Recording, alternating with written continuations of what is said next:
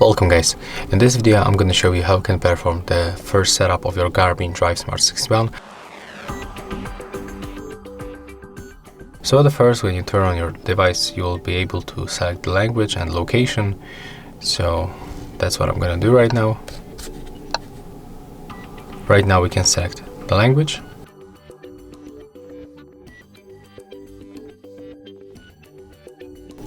Read that stuff and then tap to agree. And as you can see, after a few seconds, we are successfully set up. I mean, we can just use our device right now. So you can just go, for example, for the wireless network and enable the Wi-Fi and connect to the Wi-Fi network.